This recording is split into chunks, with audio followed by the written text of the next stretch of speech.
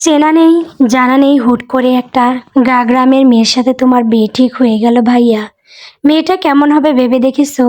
হয়তো বোবা, কালা কিংবা খোঁড়া, চোখ টেরাও তো হতে পারে। আবার গায়ের রং যদি হয় একদম কড়াইয়ের তলার মতো কুসকুসে কালো। আমার এই আসমানের টুকরো মেজর ভাইয়ের পাশে অমন একটা মেয়ে আমি তো ভাবতেই পারছি না ভাইয়া। এখনো সময় আছে, তুমি একটা কিছু করো। নীরা এক নাগাড়ে কথাগুলো বলে যাচ্ছে। তার কথা বলার ধরন অনেকটা বৃষ্টির দিনের ব্যাঙের ডাকের মতো। একবার শুরু হলে আর থামতে চায় না। ওপাশে নাজিফ বিরক্ত মুখে ফোন ধরে আছে।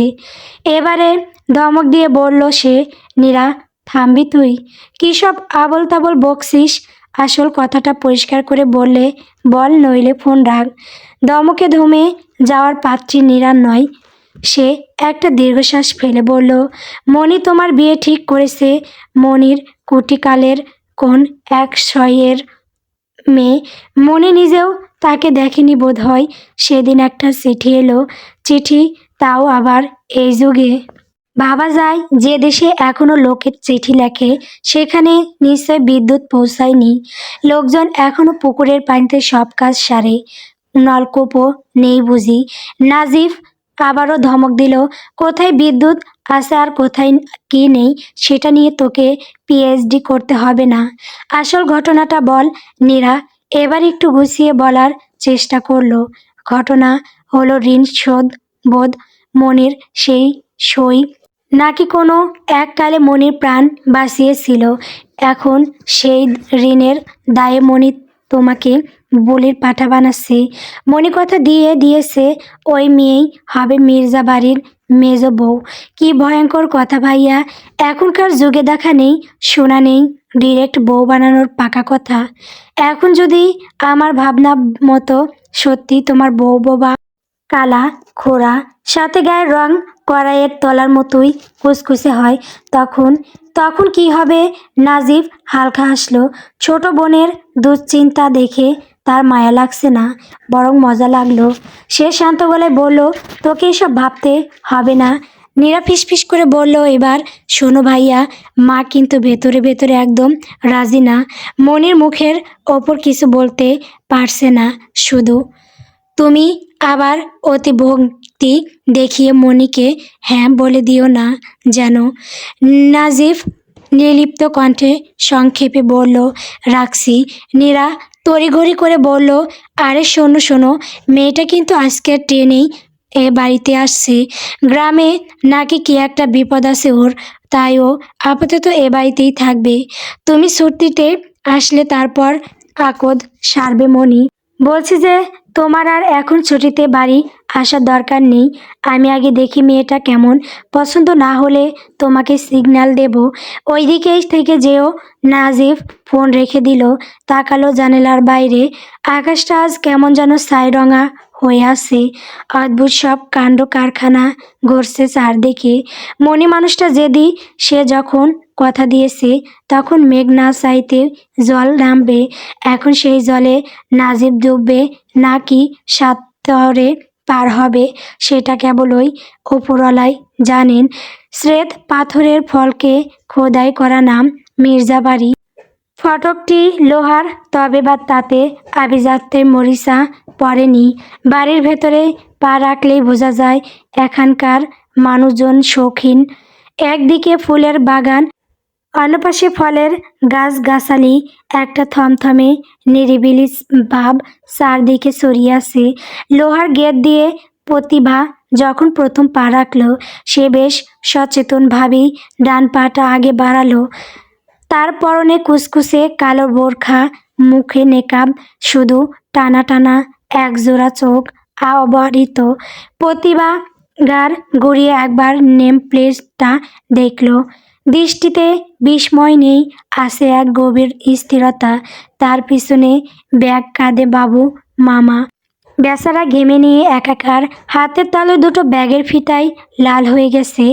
ড্রয়িং রুমে প্রতিভা পা রাখা মাত্রই কাজের মেয়ে বাতাসি খবরটা বেতার তরঙ্গের চেয়েও দ্রুত গতিতে চারদিকে ছড়িয়ে দিল। সে হাঁপাতে হাঁপাতে ওপর তলায় গিয়ে ঘোষণা করলো, তোমরা কই আছো? শিগগিরই আইসো। নাজিফ আব্বার হবু বউ আছে গো, একদম প্যাকেট হইয়া আইছে। প্রতিভা ড্রয়িং রুমের মাঝখানে জড়সড় হয়ে দাঁড়িয়ে আছে, তার দৃষ্টি মেঝের কার্পেটে নিবদ্ধ। বাবু মামা পাশে সোফায় বসে হাঁপাচ্ছেন। নাজিফের মা রেহনুমা মুখ গম্ভীর করে সে দাঁড়ালেন। নীরা এলো ঝড়ের বেগে। সব শেষে এলেন রাবিয়া, তার পরনে শুভ্র সাদা শাড়ি, মাথায় আঁচল তোলা। উজ্জ্বল শ্যামবর্ণের এই মহিলার চোখে মুখে এক ধরনের অটল গাম্ভীর্য থাকে সবসময়। রাবিয়া প্রতিভার সামনে এসে দাঁড়ালেন, নিচু স্বরে জিজ্ঞেস করলেন, তুমি প্রতিভা? প্রতিভা মাথা নাড়ল, জি বলেই চোখ তুলে রাবিয়ার দিকে তাকাতেই রাবিয়া কেমন যেন থতমত খেলেন।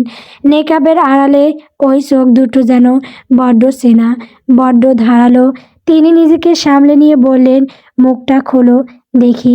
কালো নেকাবটা এক টানে সরিয়ে প্রতিভা যখন চোখ তুলে তাকালো, ড্রয়িং রুমের সবাই এক মুহূর্তের জন্য স্তব্ধ হয়ে গেল।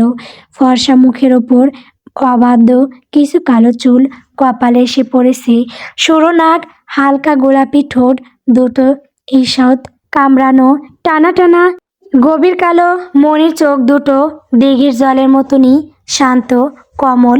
বাতাসি মুখে হাত দিয়ে হাঁ করে তাকিয়ে রইল। রেহনুমা মুখে কিছু না বলতেও তার ভ্রু আরও কুঁচকে গেল। নীরা বিস্ময়ে হাঁ হয়ে গেল। এদিকে মুখ দেখে রাবিয়া দীর্ঘশ্বাস ফেললেন। স্বস্তির নাকি অন্য কিছুর বোঝা গেল না। শুধালেন, আসতে কোনো অসুবিধে হয়নি তো? জি না, বাবু মামার সাথে ছিলেন। রেনুমা এবার ভ্রু কুঁচকে প্রশ্ন ছুড়লেন, এই মেয়ে, এই লোকটা আবার কি? তখন থেকে জিজ্ঞেস করব ভাবছি। প্রতিভা নিচু স্বরে বলল, আমার মামা। মা চিঠিতে লিখেছিলেন যে আমার সাথে মায়ের ধর্মের এক ভাই আসবে। এই শহরটা আমার অচেনা, তাই চেনা জানার জন্য মামা কিছুদিন সাথে থাকবেন। বাবু মার স্বাস্থ্যটি বেশ জবরদস্ত, তিনি হাঁটলে তার বুড়িটি সবার আগে হাঁটে। বাতাসে মুখ টিপে হেসে ফোড়ন কাটল, ইয়া আল্লাহ, এতদিন দেখছি নয়া বউরা লগে কইরা সোনার দানা খাট পালঙ্ক আনে, আমাগো হবু বউ তো আজ তো মানুষ নিয়ে আইছে। রাবিয়া চোখ রাঙিয়ে তাকাতেই বাতাসে চুপ মেরে গেল। রাবিয়া হুকুমের সুরে বললেন, নীরা, প্রতিভাকে তোমার পাশের ঘরটা দেখিয়ে দাও, আর বাতাসি ওনার জন্য নিচের গেস্ট রুমটা গুছিয়ে দে। তারপর প্রতিভার দিকে তাকিয়ে রাবিয়ার গলাটা একটু নরম হলো, বললেন, অসুবিধে হবে না তো তোমার? নিজের বাড়ি মনে করে থেকো। প্রতিভা ম্লান হাসলো, বলল, ঠিক আছে আন্টি। আন্টি নয়, বাড়ির ছোটরা আমাকে মনি ডাকে, তুমিও তাই ডাকবে। প্রতিভা ঘাট কাত করে হ্যাঁ সূচক উত্তর করে। প্রতিভা যখন চলে যেতে উদ্যাত, রাবিয়া হঠাৎ আবার তাকে থামালেন। তার বুকটা অজানা আশঙ্কায় কেঁপে উঠছে বারংবার। তীক্ষ্ণ দৃষ্টিতে প্রতিভার দিকে তাকিয়ে বললেন, তোমার চোখ দুটো বড় অদ্ভুত। এমন মায়াভরা চোখ আমি আগে কোথাও দেখেছি ঠিক মনে করতে পারছি না কোথাও, তবে দেখেছি। প্রতিভা জলদি করে চোখের পাতা নামিয়ে দৃষ্টি সরিয়ে নিল। মুখে কৃত্রিম হাসি টেনে কিছু বলবে তার আগেই বাবু মামা দাঁত বের করে একটা বিগলিত হাসি দিয়ে বললেন, আরে আপা, কোথায় আর দেখবেন, টিভি সিনেমায় দেখেছেন হয়তো। আমার এই ভাগ্নি তো আর যেমন তেমন মেয়ে না, একেবারে আসমান থেকে পড়া হুর। যে একবার তাকাবে সে তো চোখে বাধা দেখবেই। আপনিও হয়তো কোনো সিনেমার নায়িকার সাথে গুলিয়ে ফেলছেন।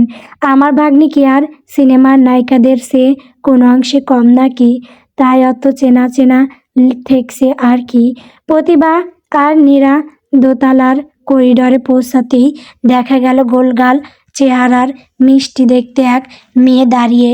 মেয়েটার পেটটা একটু উঁচু, মুখ থমথমে করে সে প্রতিভার দিকে তাকিয়ে রইল। নীরা হাসল, তবে সেই হাসিতে কিছুটা জড়তা ছিল। সে বলল, এবাড়ির সবার সাথে তো তোমার আলাপই হয়নি। এই যে ইনি আমার প্রভা আপু, সম্পর্কে আমার আপু আবার ভাবিও হয়। এ বাড়ির বড় মেয়ে আবার বড় বউও। প্রভা কোনো উত্তর দিল না, উত্তরের ধার দিয়েও গেল না সে, বরং প্রতিবার দিকে থেকে মুখ ফিরিয়ে নিয়ে গট গট করে নিজের ঘরের ভেতর ঢুকে গেল। প্রতিবার মুখটা এক নিমেষে ছোট হয়ে এলো। অপরিচিত এক পরিবেশে এসে এ ধরনের অবহেলা বেশ গায়ে লাগে। নীরা ব্যাপারটা সামাল দেওয়ার চেষ্টা করলো, নিচু স্বরে বলল, আপু একটু অসুস্থ তো, তাই সারাক্ষণ মেজাজ খিটখিটে থাকে। তুমি কিছু মনে করো না, প্রেগনেন্সিতে মানুষের ওরকম হয়। সিঁড়ির দ্বারের রেলিংয়ে হাত রেখে নীরা এবার মির্জা বাড়ির ফিরিস্তি দিতে বসলো। মেয়েটি বেশ কথা বলতে পারে। নীরা বলতে লাগলো, মির্জা বাড়িতে আমার বাবারা 3 ভাই। বড় চাচা মারা গিয়েছেন অনেক আগে। মেজরজন আমার বাবা মাহতাব মির্জা, আর ছোটজন মাহমুদ মির্জা। বড় চাচির কথা যদি বলি তবে বলতে হয় তিনি এক জগতের মানুষ না, অত্যন্ত সাদাসিধে, বলা ভালো বোকা শোকা মানুষ।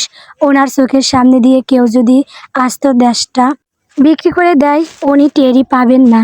দুঃখের বিষয় 12 মাসের 13 মাসই কোনো না কোনো অসুখ তাকে ছায়ার মতো ধরে থাকে। ওনার 2 ছেলে, মাহিন ভাই আর ফারদিন, আর আমাদের আমি আর নাজিব ভাইয়া। ছোট চাচুর একমাত্র মেয়ে হলো প্রভা আপু, চাচুর কলিজার টুকরো আপু। মেয়েকে চোখের আড়াল করবেন না বলেই নিজের বড় ভাতিজার সাথে মেয়ের বিয়ে দিয়ে ঘরে রেখে দিয়েছেন।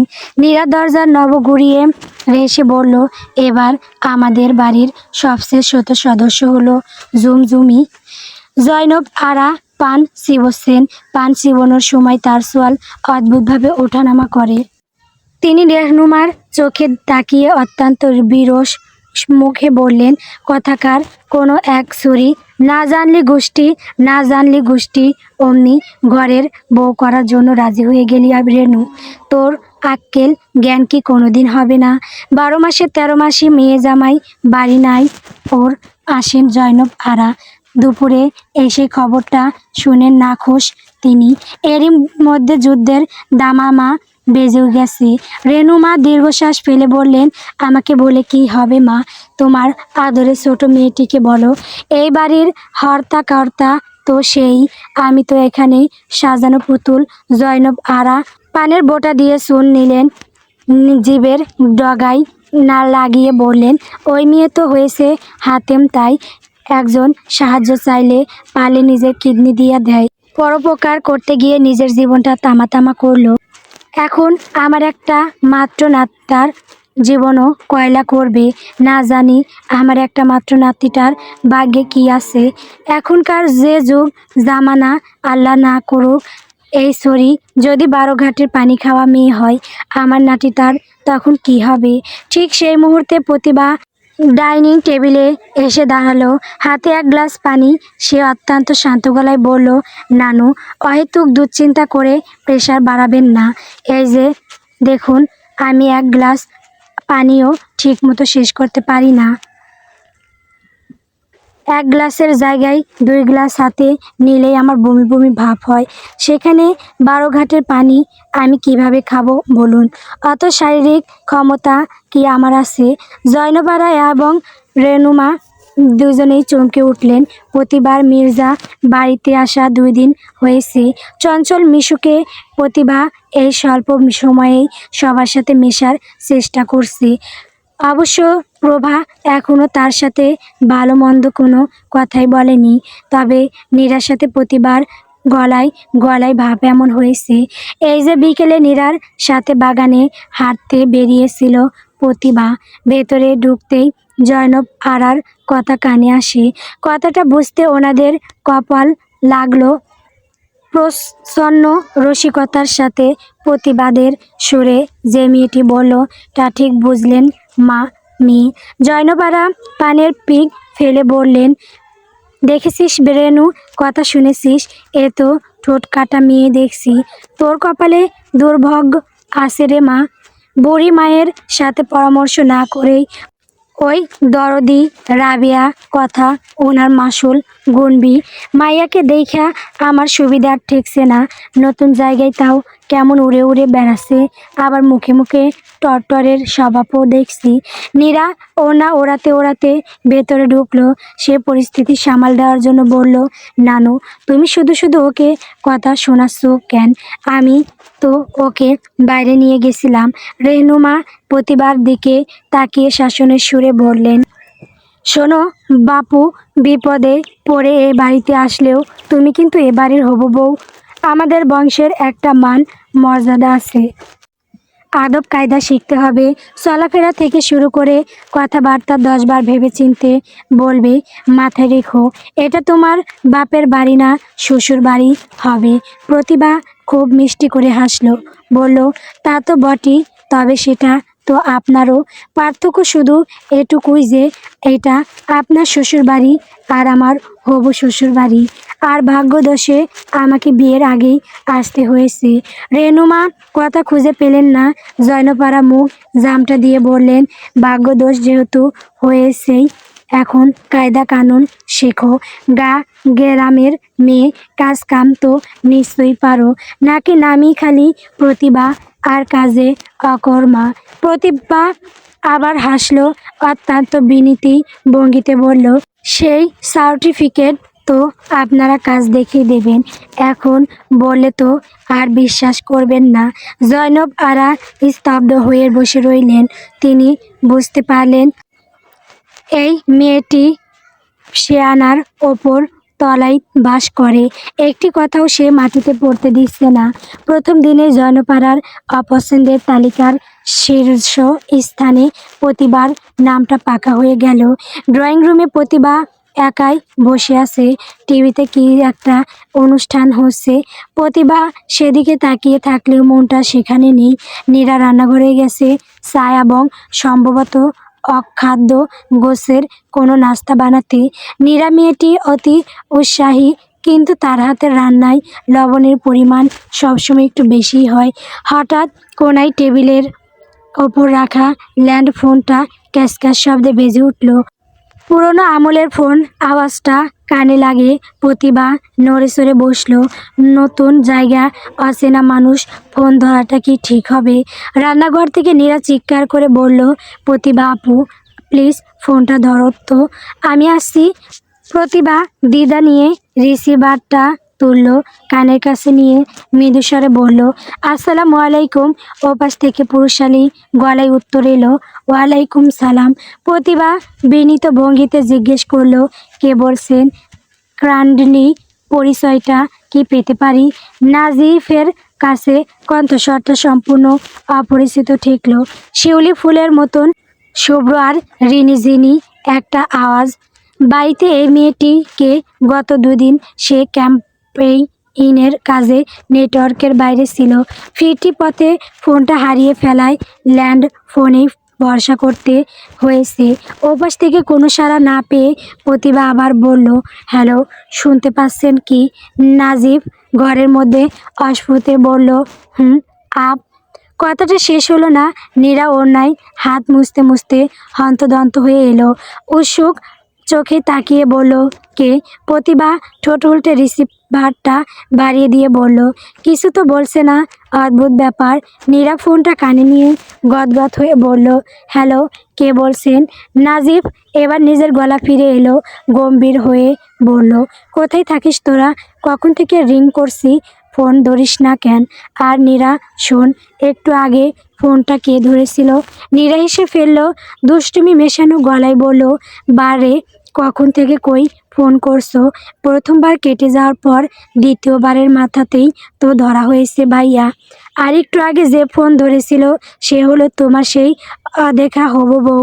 নাজিব ওপাশে একটু থমকালো, তারপর কণ্ঠে ঈষৎ মশকরা ঢেলে বলল, যাক, তোর ভাবনার অন্তত দুটো বিষয় তো মিথ্যে হলো। মেয়েটা কানা বা বোবা নয়। এখন বাকিগুলো দেখা যাক কি হয়। নীরা হাসতে হাসতে বলল, বাকিগুলো আর আমি বলে দেব না, নিজের চোখে এসে দেখলেই বুঝবে তোমার কপালে কি আছে। ওকে? রাবিয়া বেশ কিছুক্ষণ ধরে প্রতিভাকে খুঁটিয়ে খুঁটিয়ে দেখছেন। তার চোখে রাজ্যের বিস্ময়, চায়ের কাপ ধরা, আঙ্গুলের নখ বসার ধরন, এমনকি কাপের চুমুক দেওয়ার ভঙ্গি সব কিছুর মধ্যেই কেমন একটা অভিজাত ছাপ আছে। রাবিয়া শেষমেশ বলেই ফেললেন, তোমাকে দেখে একদমই মনে হয় না তুমি অজ পাড়াগা থেকে এসেছো। কথাবার্তা চালচলন সবই কেমন যেন শহরের মেয়েদের মতো। প্রতিভা তখনই কিছু বলল না, শুধু ঠোঁটের কোণে একটু মিষ্টি হাসি ধরে রাখলো। খানিক আগে রাবিয়ারও একটা কাণ্ড দেখে অবাক হয়েছে।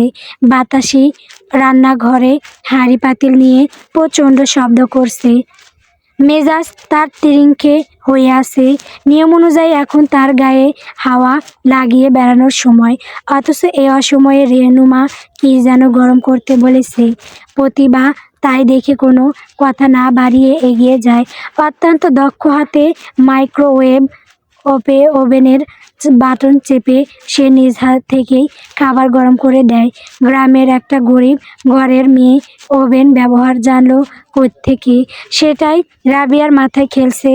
প্রতিভা গলা নামিয়ে শান্তস্বরে বলল, এখন বাংলাদেশে গ্রাম তার গ্রাম নেই মনি, আনাসে কানাসে ডিশ এন্ট্রিনা পৌঁছে গেছে। গ্রামগুলো এখন শহর দেখার জানলা পেয়ে গেছে। রাবিয়া মাথা নাড়লেন, তা অবশ্য ঠিক বলেছ। কতকাল গ্রামে যায় না, সেকেলে ধারণাগুলো আসলে মাথায় রয়ে গেছে। এতক্ষণ নিরাপাশে বসে সব শুনছিল, সে হঠাৎ ফোরন কাটলো। আচ্ছা, ডিশ যেহেতু আছে, মোবাইল ফোনও নিশ্চয়ই আছে।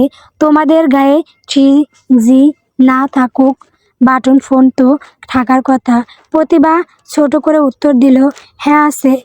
তাহলে তোমার মা হঠাৎ চিঠি লিখতে গেলেন কেন? একটা ফোন করলেই তো হতো। প্রতিবার চোখের হাসিটা নিমেষেই নিভে গেল। ম্লান কণ্ঠে বসিয়ে বলল, মায়ের কাছে এখানকার ফোন নম্বর ছিল না, শুধু ঠিকানাটা ছিল। আর আমার মা কথা বলতে পারেন না, উনি জন্ম থেকেই বধির। আর যারা জন্ম থেকে বধির হয় তারা শুনেও না। ড্রয়িং রুমে হুট করেই একরাশ নীরবতা নেমে এলো।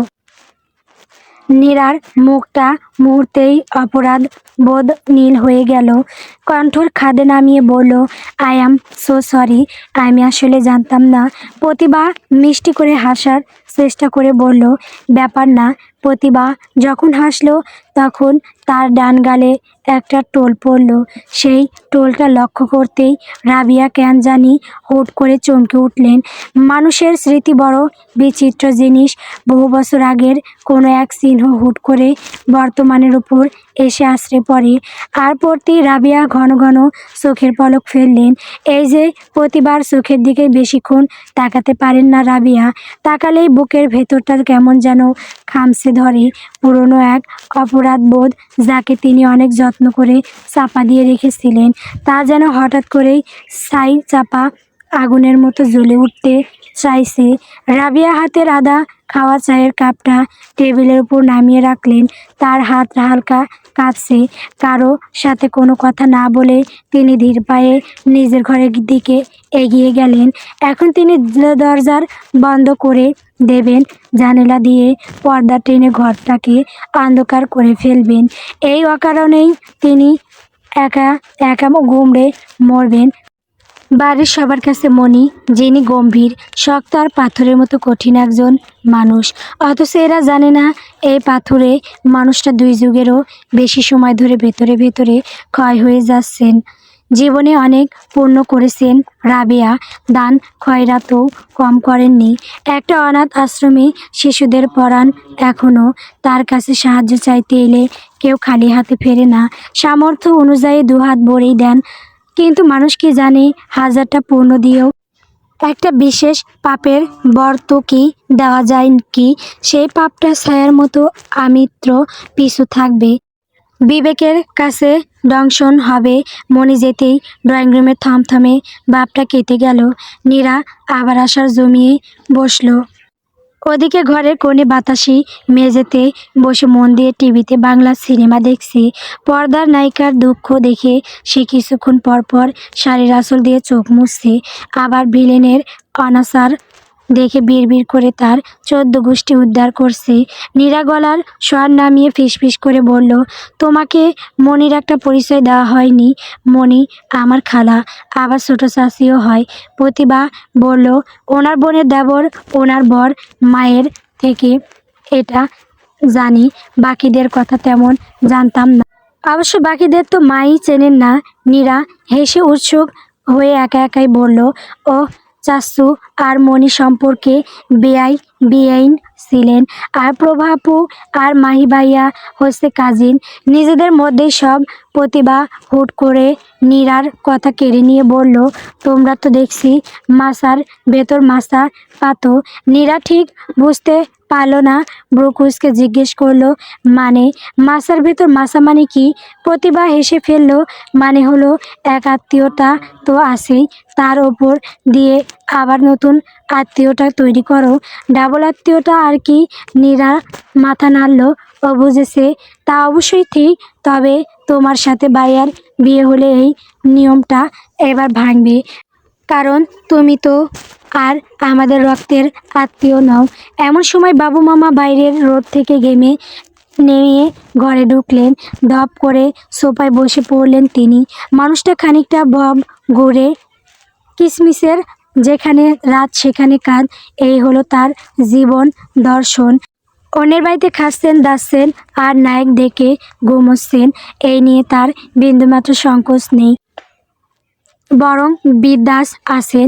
দুপুরে ডাক্তার দেখানোর কথা ছিল বলে বেরিয়েছিলেন, সেখান থেকে ফিরলেন সবে। সোফায় গা এলিয়ে বসে তিনি বাতাসের দিকে তাকিয়ে হাঁক ছাড়লেন, খালা এক গ্লাস ঠান্ডা পানি হবে? বাতাসে আড়ালে একটা মুখ জামটা দিল। এই বাড়ির হবু বউ প্রতিভাকে তার বেশ পছন্দ হয়েছে, কিন্তু এই পালোয়ান মামাটাকে দেখলেই তার পিত্তি জ্বলে উঠে। সে মনে মনে বাবু মামার গোষ্ঠী উদ্ধার করতে করতে বের করলো, এত বড় একা দাড়ি মদ্য আমারে কয় খালা, তোর ভাগ্নিরও আমি খালা, আবার তোরও খালা। আমি কি দুনিয়ার সবার সরকারি খালা নাকি রে বাপু? রাগে গজগজ করতে করতেই ফ্রিজ খুলে ঠান্ডা পানি ঢালতে লাগলো বাতাসি, এনে ধরিয়ে দেয় মামার হাতে। এদিকে এর মধ্যে ভিলেন নায়িকাকে তুলে নিয়ে গেছে। এই দেখে বাতাসি হাই হাই করে উঠল। এমন হাই হাই করলো মনে হলো সে থাকলে এই অনাচার আর ঘটতো না, সে এখানে বসে আটকে দিত ভিলেনকে। এই রাগে আর চোখে বাবু মামার দিকে তাকিয়ে কটা গালি দিয়ে মনে মনেই বলল, ধর্মের মামা তো না, ধর্মের সার একটা। পানির গ্লাস হাতে নিয়ে বাবু মামা প্রতিবার দিকে তাকিয়ে রসন্তক গলায় বললেন, প্রতিবারে ডাক্তার ওষুধ পথ্যের সাথে প্রেসক্রিপশনে লিখে দিছে, খাবার ভালো করে চিবিয়ে চিবিয়ে খাবেন। এখন পানিও কি চাবিয়ে চাবিয়ে খাবো নাকি? কিন্তু সেটা সম্ভব? প্রতিভা কম দুষ্টু নাকি? সে ঠোঁট টিপে হেসে উত্তর করলো, পানি চিবিয়ে খাওয়া তো কোনো ব্যাপার না মামা, তুমি বরং এক কাজ করো, পানিটা কিছুক্ষণ ফ্রিজে রেখে বরফ বানিয়ে নাও, তারপর আয়েশ করে চিবিয়ে খাবে, তাহলে ডাক্তারের পরামর্শ মেনে চলা হবে। বাতাসি এতক্ষণ মুখ ব্যাটকিয়ে থাকলে এবারে হেসে কুটি কুটি হয়ে ফোড়ন কাটলো, ঠিক কইছো, তোমার মামা হাতির মতন হইলেও নাম যেমন বাবু। হের কথাটা শুই না এক্কেবারে গেদা বাবু ঠেকলো। আর তোমার উত্তর খান দাক্কাস হইছে আমার মন মতোই। প্রিয় রাবেয়া, আয়শা করি আল্লাহর অশেষ রহমতে ভালো আছিস। সময় কত দ্রুত চলে যায়, তাই না? সেই যে 16 বছর আগে কমলাপুর স্টেশনে আমাদের অনাকাঙ্ক্ষিতভাবে শেষ দেখাটা হলো, সেই বিকেলটার কথা আজও ভুলিনি। তারপর তো আর এক যুগের বেশি পার হয়ে গেল, অথচ আমাদের আর দেখা সাক্ষাৎ হয়নি, আর না হওয়ারই কথা। আমি থাকি অজপাড়া গা, আর তুই তো শহরে শহরে। তোকে লিখতে বসে ছেলেবেলার কথা মনে উঠছে খুব করে। আমাদের ছোটোবেলাটা কি চমৎকার ছিল রাবু। নানির বাড়ির সেই চকের আইল ধরে আমাদের অবিরাম হাঁটা, মাস্টারের পুকুরের মনের সুখে ডুবোডুবি কিংবা জ্বরের পর আম কুড়ানোর আনন্দ, জীবনটা তখন কত সহজ ছিল। তারপর হঠাৎ একদিন বিয়ে নামের এক অদৃশ্য দড়িতে পা দুটো বাঁধা পড়ল, আর নানি বাড়ির সেই মায়াবী সীমানাটা চিরতরে দূরে সরে গেল আমার। আমি হারিয়ে গেলাম সংসারের এক নিস্তরঙ্গ যাতা কাওয়ালে। আমার কপালটাই বোধহয় মন্দ, কোথায় আছে না অবাগা, যেদিকে যায় সাগর শুকিয়ে যায়। বোবা এক এতিম মেয়ে, স্বামী সংসারে এসে একটু আশ্রয়ের মুখ দেখতে না দেখতেই মানুষটা চলে গেল। আমি নিজে এতিম ছিলাম, মেয়েটাও বাবা হারালো। শ্বশুর যতদিন বেঁচে ছিলেন মাথার উপর একটা ছায়া ছিল, সেই ছায়াটাও যখন সরে গেল তখন বুঝলাম পৃথিবীটা কত কঠিন। এখন এক গভীর সংকটে পড়ে তোর দোয়ারে কড়া নাড়ছি। আমার মেয়ে প্রতিভা, ওকে নিয়ে আমি বড় বিপদে আছি। মেয়েটা দেখতে বেশ রূপবতী হয়েছে, আর সেই রূপই এখন ওর জন্য কাল হয়ে দাঁড়িয়েছে। আমার ভাসুরের ছেলে রাজু একটা আস্ত নেশাখোর, ও প্রতিভাকে বিয়ে করতে চায়। আমি মা হয়ে এমন ছেলের হাতে মেয়েকে তুলে দেই কী করে? গ্রামের সালিশ দরবার করেও কোনো সুরাহা হয়নি। রাজু আর ওর বাবা মা যেন উঠে পড়ে লেগেছে আমার মেয়েটার জীবন নষ্ট করতে। কোনো ভালো জায়গা থেকে বিয়ের প্রস্তাব এলেই রাজু সেটা ভেঙে দিচ্ছে। আমার এক পাতানো ভাই প্রতিবার জন্য তোদের শহরে একটা আর্ট স্কুলে মাস্টারি জোগাড় করে দেওয়ার কথা বলছে, কিন্তু আছে না শহরে, মেয়েটাকে একা পাঠাতে মা হিসেবে বুক কাঁপছে। আমার অবর্তমানে এই দুনিয়ায় তোকে ছাড়া বিশ্বাস করার মতো আর কেউ নেই। রাবু, মেয়েটাকে কি কথা দিন তোর কাছে আশ্রয় দিবি? জানি এটা অনেক বড় আবদার, কিন্তু তোকে বিশ্বাস করি বলেই সাহস করে বলছি। মেয়েটা অত্যন্ত কটা দিন শান্তিতে থাকুক, নিজের পায়ে দাঁড়ানোর চেষ্টাটুকু করুক, তারপর দেখি কি করা যায়। যখন তুই ছাড়া আমার আর কোনো গতি নেই। ইতি, তোর হতবাগী সই। চিঠিটাই হাতের লেখা, এভাবে বাবু রাবু ডাকা। চিঠির ভাঁজে হলুদ হয়ে যাওয়া চিঠিগুলো যখন হুড়মুড় করে বেরিয়ে এলো, রাবিয়ার আর কোনো প্রমাণের দরকার পড়ল না। স্মৃতি বড় অদ্ভুত জিনিস, ধুলো জমে থাকে কিন্তু মুছে যায় না। রাবেয়ার মনে পড়ল সেই মেয়েটির কথা। বিধাতা মেয়েটিকে রূপ দিয়েছিলেন অডেল, কিন্তু বাসা দিতে ভুলে গিয়েছিলেন বোধহয়। এতিম মেয়েটা বেশি সময় থাকতো নানা বাড়িতে, রাবিয়াদের পাশের বাড়ি ছিল সেটা। সেই সুবাদেই সই পাতানো একদিন পুকুরে গোসল করতে গিয়ে রাবিয়া যখন তলিয়ে যাচ্ছিল, এই বোবা মেয়েটি কোত্থেকে দেবদূতের মতো এসে তাকে টেনে তুলেছিল। সাঁতার না জানা রাবিয়া সেদিন জমদূত দেখে ফেলেছিলেন। প্রায় চিঠি পড়ে রাবিয়া মনে মনে একটা সিদ্ধান্ত নিলেন। বাড়িতে নাজিফের জন্য মেয়ে দেখা হচ্ছিল ইতিমধ্যে। রাবিয়া সরাসরি রেনুমাকে দেখে চিঠিটা দেখিয়ে বলেন, নাজিফের জন্য তো মেয়ে খুঁজছি আমরা। আমার সইয়ের মেয়ে প্রতিবার সাথে নাজিফের বিয়ে দিতে চাইছি। যখন ওকে শেষবার দেখেছিলাম তখন ওর বয়স মোটে 6 থেকে 7 বছর হবে বোধহয়। তখনই বুঝেছিলাম বড় হলেও খুব সুন্দর হবে। তবে আপা, আমি তো শুধু ওর রূপের কথা ভাবছি না, সুন্দরের চেয়ে মানুষের চরিত্রের দাম অনেক বেশি। তবে আমার কেন জানি মনে হয় সুরাইয়ার মেয়ের আচরণ ভালোই হবে। বুদ্ধিদীপ্ত ছোট বোন প্লাস ছোট জায়ের এই প্রধান গিরিটা এবারে মন থেকে মানতে পারলেন না রেনুমা। তবে কিছু জটা থাকার জন্য সরাসরি নাচকও করতে পারেননি। তবে ঠিকই রাগে গিজ করতে থাকেন একাই। মেয়ের নাকি খুব রূপ, রূপ দিয়ে কি হবে? গায়ের মেয়ে, খ্যাত টাইপ হবে নিশ্চয়। তাদের বনিদি বংশের সাথে এই মেয়ে কোনোভাবে যায় না। রাগের ক্ষোভে চামচ বাটি আঁচড়াতে আঁচড়াতে বলেন, সব নষ্টের মূল ওই খই ভাজা সই নাকি ছাতার মাথাটা। এককালে কি এক বিপদে নাকি প্রাণ বাঁচিয়েছিল, সেই ঋণ শোধ করার জন্য এখন আসতো একটা উটকোচ বোঝা আমাদের ঘাড়ে তুলে দেওয়ার ফোন দিয়েছে বুঝি। আর আসছে রাবেয়া, জন দরদি, মাদার তেরেসা। পরের মেয়েকে ঘরে এনে ছেলের জীবনটা তছনছ করার জন্য সে একেবারে কোমর বেঁধে নেমেছে। সবচেয়ে বেশি রাগ লাগছে নিজের ছেলের ওপর, যাকে 10 মাস 10 দিন পেটে ধরলাম আমি, অথচ তার সব প্রাণ ওই মনির প্রতি। মার চেয়ে মাসির দরদ দেখানো রাবিয়ার প্রতি ছেলেটার ভক্তি শ্রদ্ধা বেশি, সেই জন্যই হয়েছে আরেক জ্বালা। জীবনটা ফালা হয়ে গেল আমার। এদিকে বাড়ির দেওয়ালগুলোও কান থাকে, আর সেই কানের নাম যদি হয় বাতাসি, তবে তো কথাই নেই। বাতাসের আগে খবরটা পৌঁছে দিল নীরার কানে, একদম ঠিক জায়গা মতো।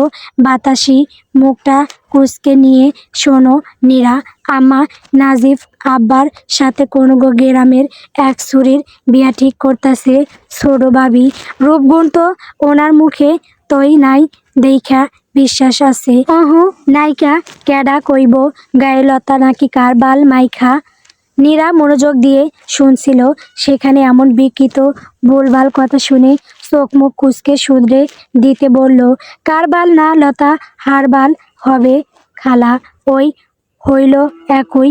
আসল কথায় আসি, আখারে দেখা যাইব ওই ছুরি ল্যাংড়া কি কানা, গায়ের রং হইব দান সিদ্ধ করার কড়াইয়ের তলার মতন বুস কই না কালা, তখন কি হইব?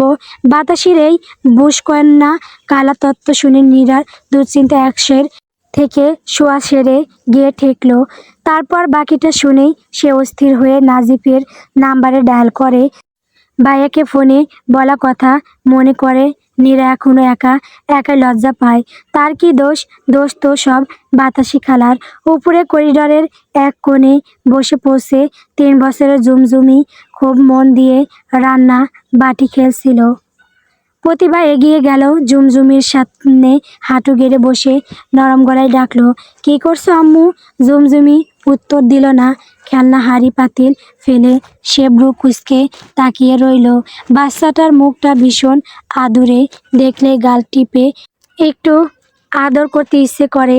প্রতিভা আলতো করে জুমজুমির নাকের ডগা ছুঁয়ে দিল। জুমজুমির একটা পাতির হাতে নিয়ে নাড়তে নাড়তে বলল, ফের আমি তোমার সঙ্গে খেলবো দেবে খেলতে। জুমজুমি চট করে প্লাস্টিকের হাঁড়ি পাতিল সরিয়ে নিল, নিজের পেছনে লুকানোর চেষ্টা করলো। তারপর ঠোঁট ফুলিয়ে গম্ভীর মুখে বলল, না দাও আমাল নান্না পাতিল দাও, তুমি নিবে না? প্রতিভা হেসে ফেলল, মেয়েটাকে ভীষণ আদুরে লাগছে। নিজেকে সামলাতে না পেরে ঝুমঝুমি নরম গাল দুটো টিপে ধরে ততাস করে দুটো চুমু খেলো প্রতিভা। ঠিক সেই মুহূর্তেই প্রভা হাজির হলো, এক হাতে দুধ কলা ভাতের বাটি চামচ। প্রভার মুখটা থমথমে, সে অন্য হাতে এক ঝটকায় ঝুমঝুমিকে প্রতিভার কাছ থেকে সরিয়ে নিল। পরপর নিজের শাড়ির আঁচল দিয়ে মেয়ের গাল মুছতে মুছতে প্রভা তীক্ষ্ণ গলায় বলল, এভাবে বাচ্চাদের চুমু খেতে নেই, সেই কাণ্ড জ্ঞানটুকুও কি তোমার নেই? লালার মাধ্যমে বাচ্চার শরীরে কত রকম জীবাণু যেতে পারে জানো? আরও তো অপরিচিত মানুষ দেখলে ভয় পায়, দেখছো না কেমন সিটি আছে? তারপরও তুমি ওকে জাপটে ধরে চুমু খাচ্ছ, আশ্চর্য তো। প্রতিবার হাসি মুখটা মুহূর্তেই ফ্যাকাশে হয়ে গেল, ওর চোখ দুটো ভিজে আসছে। প্রতিবার খুব ইচ্ছে হলো কিছু একটা বলতে, কিন্তু গলার কাছে কি যেন একটা দলা পাখি আটকে রইল। সে শুধু ফ্যাল করে প্রভার দিকে তাকিয়ে রইল। প্রভা মেয়ের হাত ধরে টানতে টানতে ঘরের দিকে পা বাড়ালো, যেতে যেতে বলল, চলো আগে পানি দিয়ে মুখটা ধুয়ে দিই। কী সব আপদ! জুমজুমি মায়ের দিকে মুখ তুলে করুণ গলায় বলল, আমি তাত্তু দাবো আম্মু। প্রভা কড়া গলায় উত্তর দিল, না, আগে খেয়ে নাও, তারপর যাবে। ঘরের দৌড় ভিজিয়ে জানলার কপাট আটকে বিষণ্ণ মুখ করে বসেছিল প্রতিভা। ঠিক সেই মুহূর্তে নীরা ঝড়ের বেগে ঘরে ঢুকলো। নীরা মেয়েটা অতি মাত্রায় চঞ্চল, সারাক্ষণ যেন হাওয়ায় ওড়ে। সে ঘরে ঢুকেই জেরা শুরু করলো, ঘুম থেকে উঠলে কখন? এই তো খানিকক্ষণ আগে। বিছানায় পা ঝুলিয়ে বসে বলল নীরা, তুমি তো দেখি ঘোর কলিযুগের মানুষ। ভর দুপুরে দরজা জানালা খিল দিয়ে এমন ঘুমালে যে আমি একবার এসে ফিরে গেলাম। তুমি কি জানো বাড়িতে কি হয়েছে? প্রতিভা অবাক হয়ে বলল, কি? হুঁ, এখন বলবো না, আগে চলো একটু বাইরে থেকে হাওয়া খেয়ে আসি। আগে দেখাবো পরে বলবো। প্রতিভাকে এক প্রকার টানতে টানতে নীরা বাইরে নিয়ে গেল। অন্যদিকে নাজিফ 3টের দিকে এসেছে। খেয়ে দিয়ে একটু আয়েশ করে জমজমির হাত ধরে বাগানে এলো হাঁটতে। সেখানে মেজো ভাইয়াকে দেখে ফারদিন হাঁক ছাড়লো। ফারদিনের আবার ক্রিকেটার হওয়ার প্রচণ্ড শখ। সে ডমিনেটিং গলায় বলল, মেজো ভাইয়া, একটু ব্যাপারটা ধরে দাও দেখি। মনি বলে, তুমি নাকি এককালে দূরদর্শন খেলতে? ছোট ভাইয়ের বোলিংয়ের ধারণাটা একটু পরখ করে দেখো, তোমাকে ছাড়িয়ে গেছি কি না। নাজিফ প্রথমে রাজি হতে চাইল না, কিন্তু ফারদিনের জড়াজড়িতে শেষমেশ ব্যাট হাতে নিল। জমজমিকে একপাশে নিরাপদ দূরত্বে বসিয়ে দিয়ে সে পজিশন নিল। ফারদিন বল করতে করতে আকাশ কুসুম কল্পনা করে বলল, ভাইয়া, আমি অলরাউন্ডার হব। বিপিএলে একবার সুযোগ পেলে কেল্লা ফতে। জমজমি হাততালি দিয়ে নিজের বাসায় উৎসাহ দিচ্ছে।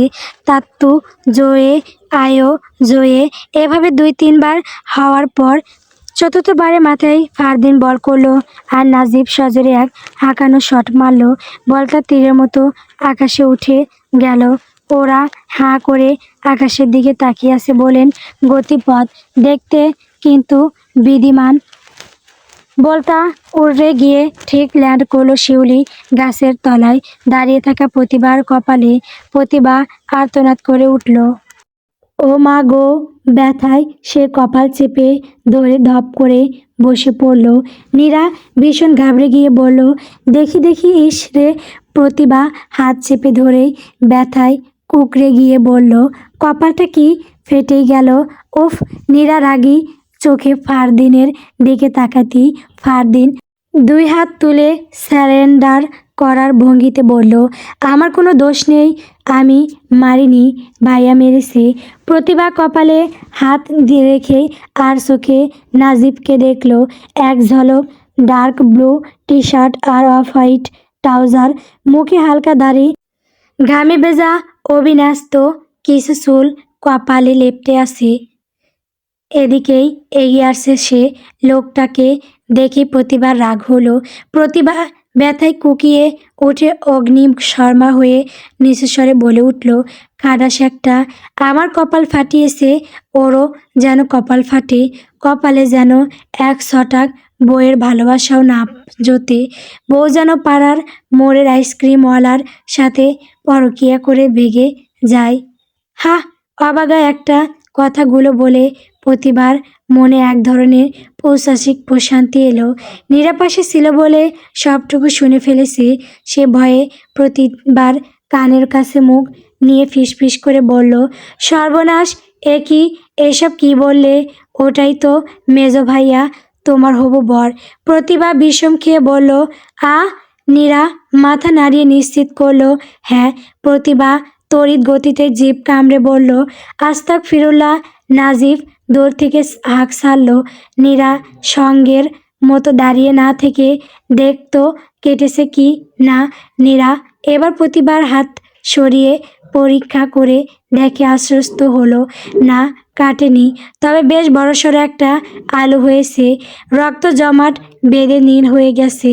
প্রতিবার পিঠ নাজিফের দিকে ফেরানোর বিদায় নাজিব এখনো মেয়েটার মুখ দেখিয়েনি ভালো করে।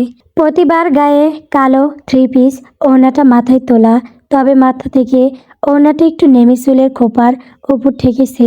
প্রতিভা এবারে আস্তে করে বলল, যেহেতু কাটেনি তার মানে কপাল ফাটেনি। আর কপাল যেহেতু ফাটেনি তাহলে রাগে বলা কথাগুলো নিশ্চয়ই খাটবে না। যাক বাবা, মান সম্মানটা অন্তত বাঁচল। নীরা হাঁপ ছেড়ে মাথা নেড়ে ফিসালো, হ্যাঁ হ্যাঁ, একদম ঠিক বলেছ। আমি তো এতক্ষণে চিন্তায় পড়ে গেছিলাম। নাজিব ধমকে সুরে বলল, ওখানে দাঁড়িয়ে ফিসফিসানি বন্ধ করে ওকে নিয়ে ভেতরে যা, বরফ লাগিয়ে দে। প্রতিভা আড়ালে মুখ বাঁকালো, মনে মনে বলল, মেজর সাহেবের বিয়ের বড় তাড়া দেখছি। শুনেছি ছুটিতে আসতে দেরি হবে, অথচ বিয়ের কথা শুনে 1 সপ্তাহ যেতে না যেতেই বান্দা হাজির। ড্রয়িং রুমের সোফায় প্রতিভা কলের পুতুলের মতন বসে, তার কপালে নীলচে রঙের একটা ডিবি। নীরা এক টুকরো বরফ রুমালে পেঁচিয়ে অতি সাবধানে সেই ডিবিতে গসছে। বরফের স্পর্শ লাগতেই প্রতিবার সারা শরীর শিউরে উঠছে, কপাল কুঁচকে যাচ্ছে ব্যথায়। বাতাসি হা হতাশ করে বলে উঠল, আল্লাহ, নিরাম্মা দেখছো নি কারবার? নাজিব আব্বাই তো মানুষ না, সাক্ষাৎ কামানের গোলা। এক মাইরেই আমাগো হবু বইয়ের কপাল খান এক্কেরে তালের আটির মতন ফুলাইয়া দিছে। নীরা বিরক্ত হয়ে বলল, খালা থামবে তুমি? ভাইয়া কি ইচ্ছে করে মেরেছে? Just accident. বাতাসি দমে গেল না, সে পানের বাটাটা গুছাতে গুছাতে বলল, ইচ্ছে কইরাই মারলে তো কপাল খান দুই ফাঁক হইয়া শাওলা পুষ্কুনি হইয়া যাইতো। মেজরের হাত বলে কথা। সোফার অন্যপ্রান্তে বসে জয়নব আরা পান চিবচ্ছেন। তিনি প্রতিবার দিকে এক পলক তাকিয়ে মুখটা এমনভাবে ভেঙ্গালেন যেন অত্যন্ত তেতো কোনো কবিরাজি ওষুধ মুখে দিয়েছেন। বললেন, খেলতে গেছে পুরুষ মানুষ, সেখানে এই ছুরির যাওয়ার দরকারটা কী আছিল? এখন কপাল ফুলিয়ে বইসা আছে। গ্রামের মায়ারা বড্ড শক্তপোক্ত হয়, এ দেখতাছি এক বলের গায়েই কাবু। নীরা প্রতিবাদ করে বলল, বাইরে একটু আকটু যাবে না? সারাক্ষণ কি ঘরবন্দি হয়ে থাকবে নাকি? আজব কথা বলো তো নানু। জয়নব আরা কথাগুলো কানেই তুললেন না। তার কাছে এই বরফ ঘষাঘষি পুরোটাই আদিক্ষেতা। তিনি বিরস মুখে বললেন, শহরের ডং, কপালে একটু বল লাগছে তাতেই যেন আসমান ভাঙ্গা পড়তেছে। এখনকার মেয়েরা একটু বাতাস লাগলেই ও মাগো বলে অজ্ঞান হয়, ডং দেখলে পিকটি জ্বলে যায়। রেনুমা এসে সব শুনলেন। গলায় রাজ্যের বিরক্তি নিয়ে বললেন, বাইরে যাওয়ার দরকারটা কী ছিল শুনি? বাগানে না ঘুরলেই এই দশা হতো না। এখন এই আলু মার্কা কপাল নিয়ে বসে থাকো। লোকে জানলে তিলকে তাল করে বলবে, মির্জা বাড়িতে হবু বউকে মারধর করা হয়, যত সব ঝামেলার কারবার। প্রতিভা কোনো উত্তর দিল না, সে নিচু হয়ে বসে রইল। সন্ধ্যা ঘনিয়ে এসেছে খানিকক্ষণ আগেই। নিচে ফাঁকা, বাড়ির সবাই আজ বোধ হয় যার যার ঘরেই আছে। নাফিস সিঁড়ি বেয়ে উপরে এসে প্রতিবার ঘরের সামনে দাঁড়ালো। ঘরের দরজা ভেজানো, ভেতর থেকে টিমটিমে আলো আসছে। সে ভেতরে ঢুকলো না, চৌখাটের বাইরে দাঁড়িয়ে গম্ভীর গলায় ডাকলো, নীরা। সে জানে নীরা ভেতরেই আছে, কথার আওয়াজ আছে। নীরা তখন বিছানায় বসেছিল।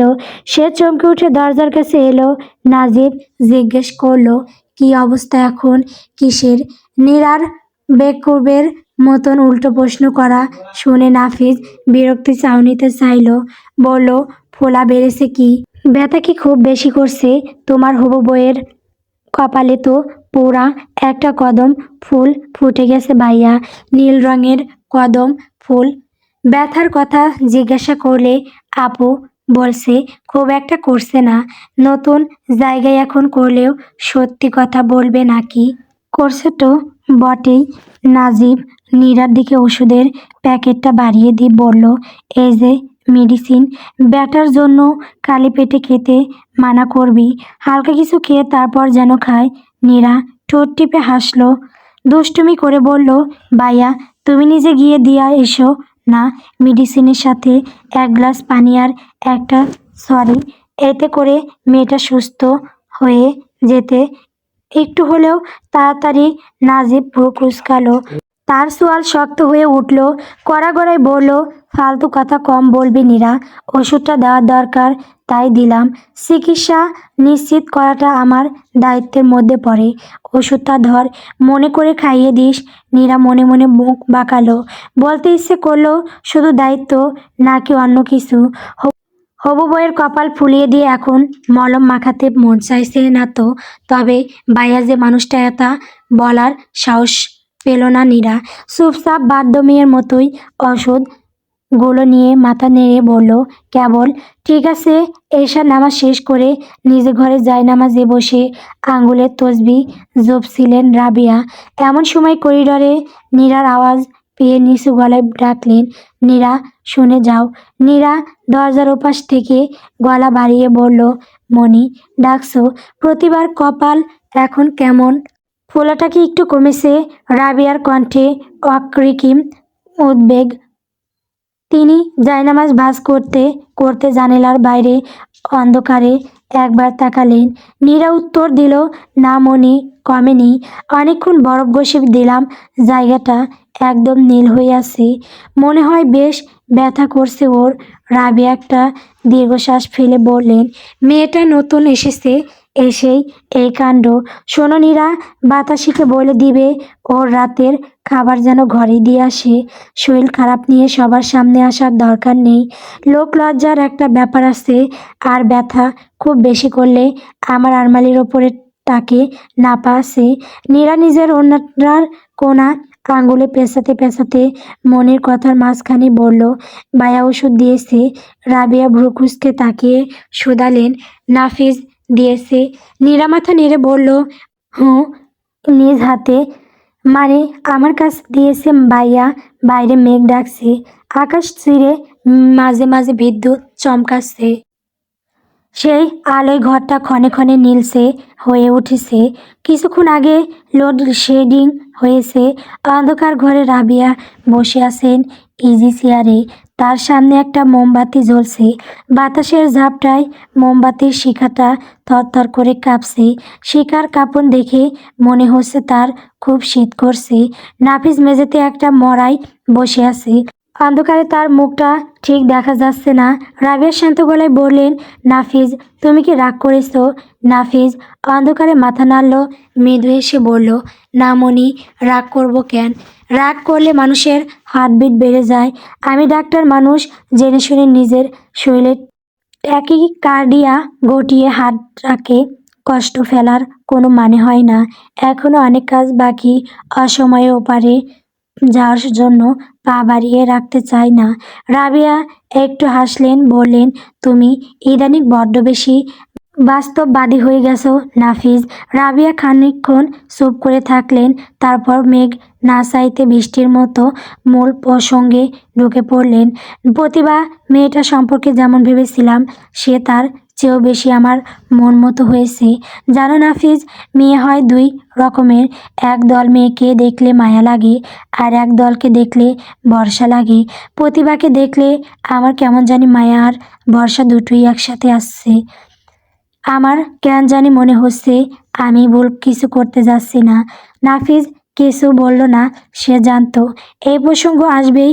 রাবিয়া আবার বললেন, তারপরেও আমি তোমাকে শেষবারের মতো জিজ্ঞেস করছি, এখনো সময় আছে? তোমার কোনো আপত্তি নেই তো বাবা? আমি চাই না আমার কোনো জেদ তোমার জীবনে বোঝা হয়ে থাকুক। তুমি যদি না বলো তবে আমি আজই সব চুকিয়ে দেব।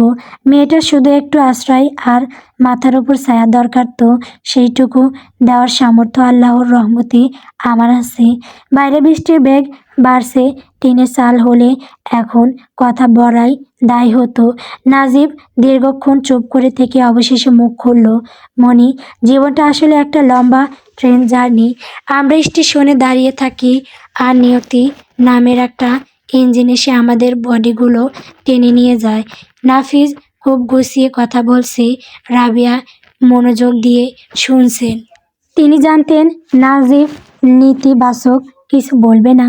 নাজিব কণ্ঠ খাদে রেখেই বলছে, আমরা স্টেশনে দাঁড়িয়ে থাকি একরাশ পরিকল্পনা নিয়ে, অথচ আমাদের বগিটা কোন ইঞ্জিনের সাথে জুটবে সেটা আমরা আগে থেকেই জানি না।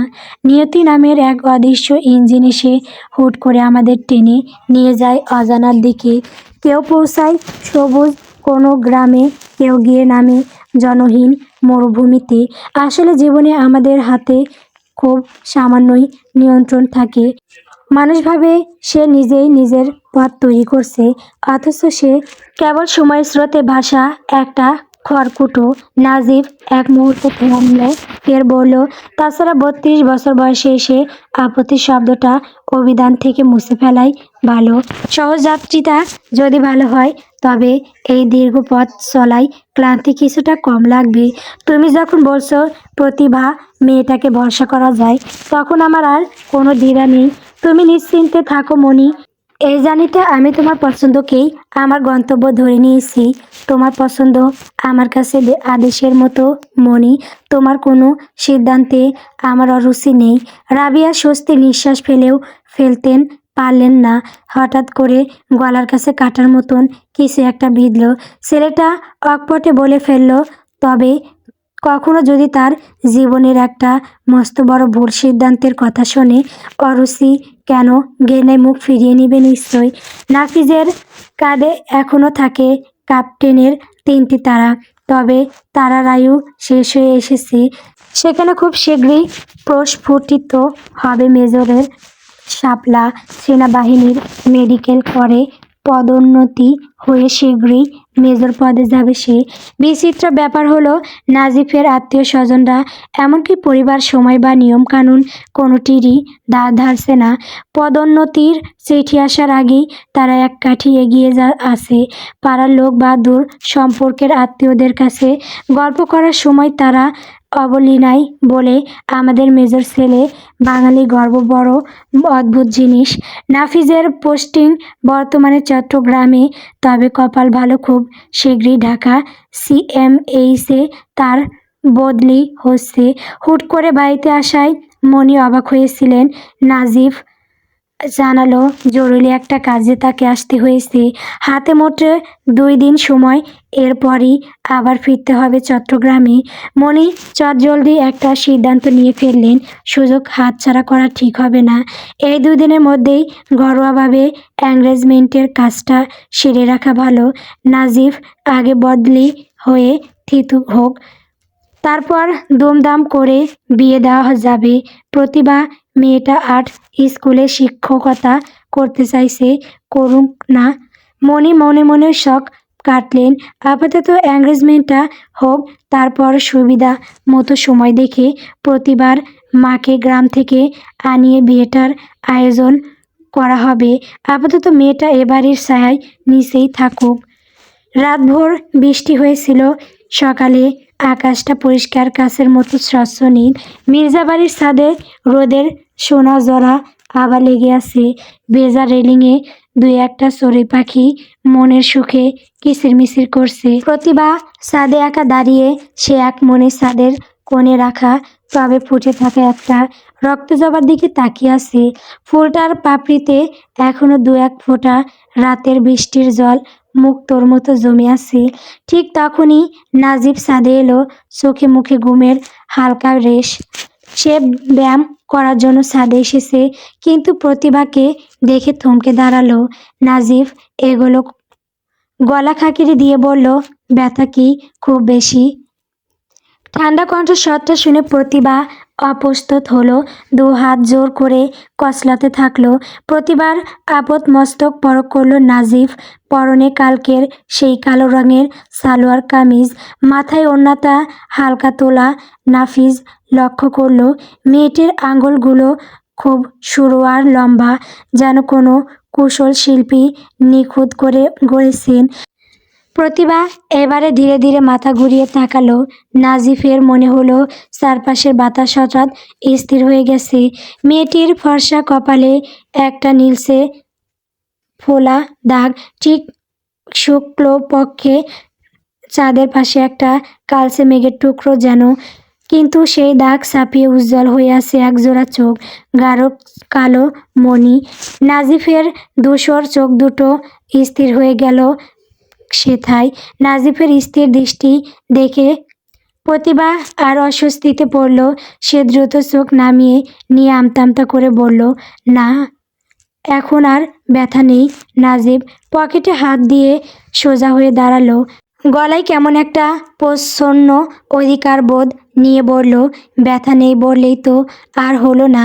কপালে একটা নীল রঙের টিপ পরে আছেন, অথচ বলছেন ব্যথা নেই। মিথ্যে বলাটা কি আপনার স্বভাব প্রতিভা? প্রতিভা থতমত খেয়ে চাইল। নাজিফের ধূসর চোখের পরখতা মেপে ওঠা তার সাধ্যের বাইরে। মৃদুস্বরে বলল, মিথ্যে বলবো কেন? একটুখানি তো ফুলেছে, শুধু একটুখানি ফোলা মানেই ভেতরে রক্ত জমেছে। আমি যে ওষুধটা পাঠিয়েছিলাম সেটা খেয়েছেন? জি। প্রতিভা ওড়নার কোনা আঙুলে পেঁচাতে পেঁচাতে তাড়াহুড়ো করে বলল ফের, নীরা ডাকছে আমাকে, আমি যাই। প্রতিবার এই সরল মিথ্যে বলায় নাজিফের ঠোঁটের কোণে চাপা হাসি ফুটল। সে পকেট থেকে হাত বের না করেই আকাশের নীলিমার দিকে তাকালো। রোদের তেজ বাড়ছে, কিন্তু চারপাশে বাতাস এখনো স্নিগ্ধ। নাজিফ শান্ত গলায় বলল, যাবেন তো বটেই, তবে যাওয়ার আগে মিথ্যে বলাটা আরেকটু ভালো করে রপ্ত করে নিন প্রতিভা। আপনার চোখ কিন্তু আপনার ঠোঁটের কথা মানছে না। নীরা আপনাকে খুঁজছে না প্রতিভা, আপনি পালাবার পথ খুঁজছেন। অথচ আপনার মিথ্যে বলার হাতটা বড্ড কাঁচা। জয়নপাড়া পান চিবচ্ছেন, গরু যেমন ঘাস খড় মুখে নিয়ে আয়েশ করে জাবর কাটে, তিনিও ঠিক তেমনি চিবুক নেড়ে নেড়ে জাবর কাটেন। সারাদিনে কই খিলি পান যে তার পেটে যায় তার কোনো ইয়ত্তা নেই। তিনি চিবুক নাড়াতে নাড়াতে বললেন, রান্নাঘরের 3টে আনারস আছে, নাফিজের বাপ বাজার থাইকা আনছে। খানিক আগে বাতাসিরে কইছিলাম কাটতে, কিন্তু ও তো মাছ কাটতিছে, আসতে হাতে আনারস ধরলে গন্ধ হয়ে যাবে। তুমি বরং চটপট একটা কাইটা আনো তো, বিকেলের নাস্তা ফলের তাইকা ভালো আর কিছুই নাই। তেলের বাজা পোড়া পেটের 12টা বাজায়। প্রতিভা বটি নিয়ে মেঝেতে বসলো। জয়নপাড়া ঘাড় বাঁকিয়ে তার আনারস কাটা দেখছেন। হঠাৎ বললেন, সকাল বেলা তোমারে ছাদে দেখলাম, একলা একলা ঠোঁট নাড়তাছো, ব্যাপার কি কও তো? প্রথমে তো ডর পাইছিলাম, ভাবলাম মাইয়াটার ঘাড়ে কিছু শোয়ার হইল নি, পরে ভাবলাম নামাজ পড়ে মনে হয় দোয়া দরুদ পড়তাছে। তো একটা কথা মনে রাখো, যখন তখন ছাদে যাইবা না, বিশেষ করে ভর সন্ধ্যায় আর শেষ রাতে। ছাদে জিন ভূত থাকে, এদের মধ্যেও কিন্তু আবার শয়তান কিসিমের আছে। প্রতিভা আনারসের চোখ তুলতে তুলতে বিড়বিড় করলো, বুড়িটার তো দেখছি আনারসের মতোই সখাটনিক দাঁড়ালো চোখ, সব দিকে নজর। ডায়াবেটিসের কারণে জয়নপাড়া ফজর পড়ে নিয়মিত হাঁটেন। আজ সকালে ছাদে একা একা দাঁড়িয়ে প্রতিভা, অথচ ওর ঠোঁট নড়তে দেখে তিনি বেশ অবাক হয়েছিলেন। ভাবেন কার সাথে কথা কয়, অথচ ছাদে কেউ নাইকা, তবে মাথায় ওড়নাটা নামাজের ঢঙে পেঁচানো দেখে নিজেকে সান্ত্বনা দিয়েছিলেন এই বলে, মেয়েটা নিশ্চয়ই তসবি পড়তাছে। এর মধ্যে রেহনুমা ড্রয়িং রুমে এসে বাতাসিকে হাঁক ছাড়লেন, মাছ কাটা শেষ হলে আদা দিয়ে 1 কাপ কড়া করে চা দিস তো বাতাসি। মাথাটা টিপ টিপ করছে। জয়নপাড়া রেহনুমার কথা শুনে প্রতিভাকে নতুন ফরমায়েশ দিলেন, বাতাসির কাজ শেষ হইতে দেরি আছে, তুমি এক কাজ করো, চাটা বানাইয়া আনো চট কইরা। উপরের তাকে চায়ের কৌটা আছে, সিলেট থাইকা আনা খাঁটি চাপাতি, অল্প দিলেই কড়া রং হয়। প্রতিভা মনে মনে মুখ বাঁকালো, বইটা গুরুর মতো জাবর কাটে আর সারাদিন ও একে ওকে ফরমায়েশ করে বেড়ায়, কারো এক দ্বন্দ্ব বসে থাকা দেখতে পারে না। প্রতিভা চা বানাতে থাকে, তন্মধ্যে প্রভা আসলো। কিছুটা অসুস্থ থাকার জন্য বাড়ির অন্য কাজে হাত লাগায় না প্রভা, তবে নিজের মেয়ের খাওয়ানো গোসল থেকে সব কিছু নিজ হাতেই করে। এই যে এখন এসেছে নিজ হাতে মেয়ের জন্য দুধ গরম করতে। প্রতিভা কাপের ওপর ছাঁকনি রেখে চা ঢালছে। প্রভা কথা বলল না, তবে চোখ কুঁচকে একবার তাকালো, কিছু বলতে গিয়েও আবার থেমে গেল। সে চুলো জ্বালিয়ে দুধের পাতিল বসালো। এদিকে জয়নপাড়া ওখান থেকে হাঁক ছাড়লেন, 1 কাপ চা করতে গিয়া ঘুম আইসা পড়লা নাকি? এতক্ষণ লাগে চা করতে? প্রতিভা চায়ের কাপ নিয়ে রেহনুমার সামনে ধরল। রেহনুমা কাপের দিকে তাকিয়ে ভ্রু কুঁচকালেন। প্রতিভা কাসুমাসুক মুখে বলল, আন্টি চা পাতি মনে হয় ভালো না, অনেকক্ষণ জাল দিলাম কিন্তু একদম রং হলো না। রেহনুমা অবাক হয়ে বললেন, ভালো না মানে? সকালে তো ঠিকই খেলাম, হঠাৎ করে খারাপ হয়ে গেল কিভাবে? প্রতিভা উত্তর দেওয়ার আগেই রান্নাঘর থেকে প্রভা বের হয়ে এলো। তার মুখে বাঁকা হাসি সে বলল, মেজো চাচি রাগ করো না, চা পাতির জায়গায় কালো জিরা দিয়ে সারাদিন জাল দিলেও তো রং হওয়ার কথা না। তোমার হবু বৌমা চায়ের বদলে কালো জিরার স্যুপ বানিয়ে এনেছে। রেহনুমা কাপের কাছে নাক নিলেই ঢিকতো করা কালো জিরার গন্ধ বেরোচ্ছে। তিনি বিরক্ত হয়ে শব্দ করে কাপটা টেবিলে রাখলেন। প্রভা এই সুযোগটা ছাড়ল না। টিপুনি কেটে বলল, আসলে গ্রামের মেয়ে তো, ওদের দোষ দিয়ে লাভ নাই। যাদের নুন আনতে পান্তা ফুরায় তারা স্যার কি বুঝবে? ওই যে কথায় আছে না, বাতি পায় না আবার চা। কোনোদিন চা চোখেই দেখেনি হয়তো, চিনবে কোত্থেকে? প্রতিভা চুপ না থেকে বলে উঠল, এত বড় হয়েছে নিশ্চয়ই হাওয়া খেয়ে নয়, অন্তত ডাল ভাত খেয়েই। আর ভাতের সে চায়ের দামই কিন্তু কম। 1 কেজি চালের দাম 50 টাকা, সেখানে 1 প্লেট ভাত খেতে লাগে 15 থেকে 20 টাকা। আর রং চা তো আমাদের গায়ের পাড়ার মোড়ে 3 টাকায় 1 কাপ। প্রভার মুখটা কালো হয়ে গেল। প্রতিভা একটু এসে যোগ করলো, আর একটা কথা, গ্রামের মানুষ ধান চাষ করে বলেই কিন্তু শহরের মানুষ পেট ভরে ভাত খেতে পায়। কৃষকরা ফসল না ফলালে বড়লোকদের ড্রয়িং রুমে বসে না খেয়ে থাকতে হতো। ওই যে বিজ্ঞানে পড়েছিলাম না, খাদ্য শৃঙ্খল। আমরা সবাই আসলে একে অপরের ওপর কোনো না কোনোভাবে নির্ভরশীল। প্রভা অবাক হলো। জয়নপাড়া বলে উঠলেন, চুপ করবা তুমি, এত কথা জানো তুই, কামে তো পাইলা লাড্ডু। প্রতিভা এবারে মুখটা কাসুমাসু করে মাথা নিচু করে দাঁড়ালো। মুখটা একদম নিরীহ বানিয়ে গলার স্বর খাদে নামিয়ে বলল, কাজে সামান্য একটা ভুল হয়েছে নানু, মানুষ খুন তো আর করিনি, তাই এবারের মতন ক্ষমার দৃষ্টিতে দেখুন না একটু। রেনুমা কপাল কুঁচকে তাকিয়ে আছেন। জয়নপাড়া বেরস মুখে বললেন, সেদিন তো খুব বড় গলায় বললা কাজ দেখা সার্টিফিকেট দিবেন। এই হইল তার নমুনা। পয়লা দিনেই ঠিক কইছি না আমি প্রতিভা। তাছাড়া একেবারে আমরা কাঠের ডেকি। একটা গল্প, কৃষ্ণপক্ষের ছায়া। গল্পটি কেমন হয়েছে কমেন্ট করে বলবেন। আমার চ্যানেলে নতুন নতুন গল্প পেতে সবাই আমার চ্যানেলটিকে সাবস্ক্রাইব করবেন। সাবস্ক্রাইব করলে গল্প দেওয়া হবে, তাছাড়া গল্প দেওয়া হবে না।